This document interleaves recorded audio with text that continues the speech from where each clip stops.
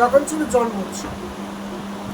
এই জন্মোৎসব প্রথম পালন করে বৈষ্ণব দাসের ছেলে যজ্ঞেশ্বর। হরিচাঁদ ঠাকুর সবচেয়ে যজ্ঞেশ্বরকে ভালোবাসতেন। হ্যাঁ, যজ্ঞেশ্বর ছিল জ্যাঠাগত প্রাণ, অর্থাৎ হরিচাঁদ ঠাকুর তার জ্যাঠা, মেজ জ্যাঠা, জ্যাঠাগত প্রাণ। হরিচাঁদ ঠাকুর মাঝে মধ্যেই পদ্মবিলা চলে যেত যজ্ঞেশ্বরের জন্য, এবং যজ্ঞেশ্বর হরিচাঁদ ঠাকুরের কোলে না বসলে ঠান্ডা হবে না। হরিচাঁদ ঠাকুর মারার পরে, মরে যাওয়ার পরে এই যজ্ঞেশ্বর জন্মোৎসব পালন করে। বাবা এটাকে পদ্মবিলা করেছিল? পদ্মবিলা 3 বছর করে।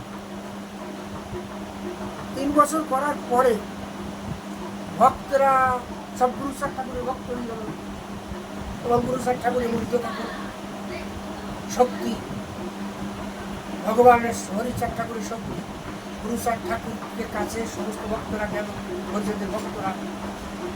তখন বললো, বাবা যজ্ঞেশ্বর করবে, কাকা যজ্ঞেশ্বর করবে, তুমি বসে থাকবে, তাহলে আমরা এখানে করলে না জন্মোৎসব। তাই তোরা বলছিস বলে তাহলে কর।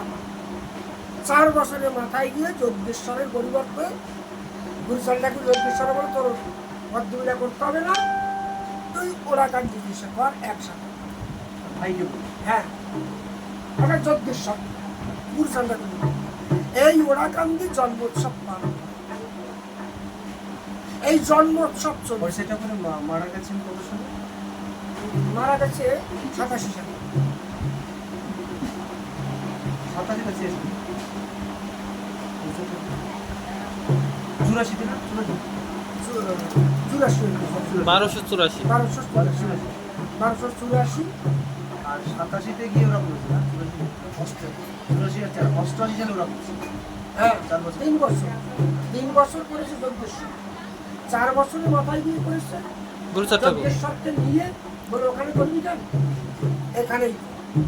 তখন আর কি ওরাকান্দিতে পালন হলো শ্রী শ্রী হরিচাঁদের জন্মোৎসব। এভাবে চললো। ঠিক এরপরে জগদীশ চক্রবর্তী যখন কামনা সাগর গুরুচাঁদ ঠাকুরের কাছে আসে সব রোগা ভক্ত, বাবা আমার ছেলেটার ক্যান্সার, আমার ছেলেটার জ্বর, আমার ছেলেটার অমুক, আমার বউটার অমুক। গুরুচাঁদ ঠাকুর হরিচাঁদ ঠাকুরের যে ভালো দিত তাই দিত। হ্যাঁ, যা দিত। এবং গুরুচাঁদ ঠাকুরকে হরিচাঁদ ঠাকুর শেষ জীবনের 4 বছর নিয়ে সারা বাংলায় ঘুরেছে। কেন ঘুরেছে? যাতে আমার ধারাটা ধরে রাখতে পারে। তিনি মনে করলেন যোগ্য ব্যক্তি গুরুচাঁদ ঠাকুর, আর তবে আমি তো যেটা পারলাম না, সম্পূর্ণ তো পারলাম না, কাজটা করতে হবে। তাই 4 বছর ঘুরাবেন সাথে সাথে গুরুচাঁদ ঠাকুর ওই ভক্ত মহলে নিয়েছে।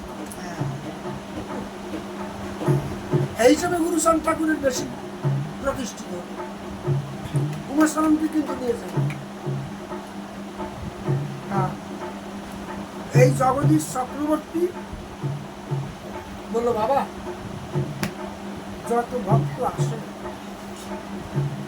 আসে তোমার কাছে রোগের নিরাময় স্যার তুমি দাও, তাহলে ওই রোগ তো তুমিই খাচ্ছ, তোমার মধ্যে যাচ্ছে। তাই বলে একটা কাজ করলে হয় না? ঠিক আছে, যে ওই একটা পুকুর বানাইয়ে ওইটার মধ্যে বলে ওইটা ডুব দিলে তোদের সব রোগ ভালো যা।